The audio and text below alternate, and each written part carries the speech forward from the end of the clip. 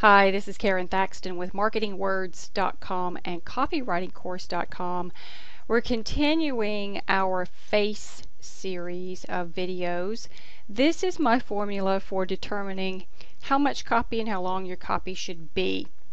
And I go by the 4 letters in the word F.A.C.E to help guide me. And the decision is a combination of F.A.C.E and E, and those stand for familiar. We did that video last time. This video will deal with audience. You also have to pay attention to the cost of your product or service and also to the education factor. So let's talk about audience.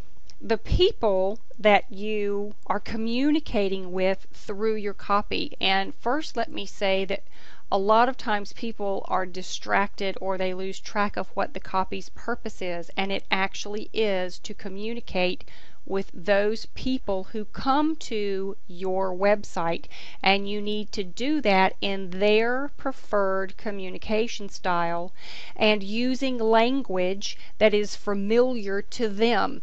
Until you have a good grasp on who your target customers are, it will be extremely difficult for you to be able to create copy that is effective for them. It will also be more difficult to determine what length your copy should be, how much copy you should have, etc.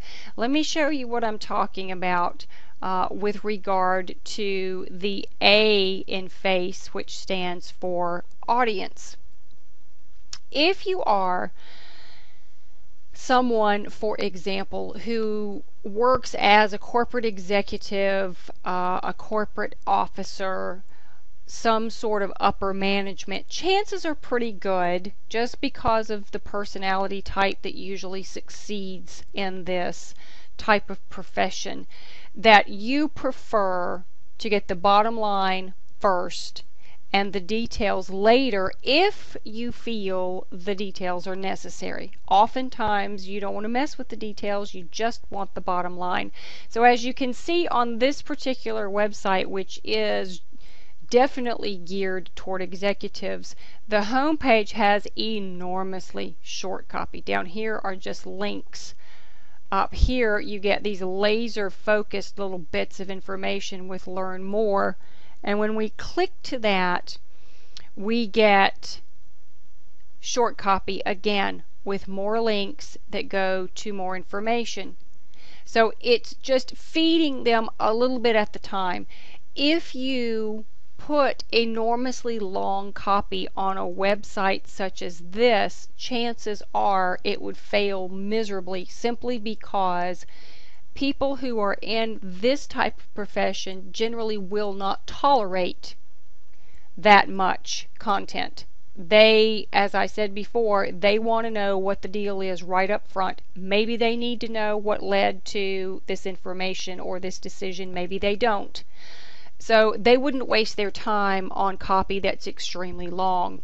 On the other hand, you have people who are enormously detail oriented. Let me get back up to the top of this page and show you that this is one of those pages that includes everything, including the kitchen sink, and even a video right here. So people are getting detailed information from the video. As you scroll down, they are also getting detailed information. Questions are being answered. Features and benefits are being outlined. Reasons for why they should and should not participate in this product or this training, as it were. The steps that they have to take. What other people think. So you think about a normal website that you might see for B2B having a home page, a services page, an about us page, a testimonials page, or a client recommendation page. All of that information is right here on the same page as you keep scrolling and scrolling and scrolling for this particular product. So if you have an audience that prefers very detailed information, you may want to use copy that is of this style. By the way, this is at Learn F.B. learnads.com if you want to take if you want to take a look at it. LEARN, F like Frank, B like Baker, ADS.com. But then there are still other people who may or may not need a whole lot of information. This is an e-commerce site, and it's a good example. It gives extremely short information. It has a little bit more down here below the fold. All of it is on one particular page. This is a snapshot of everything included, in this case, in this refrigerator. Now, here's some specifications, but that's not copy. That's physical dimensions and weight and what have you.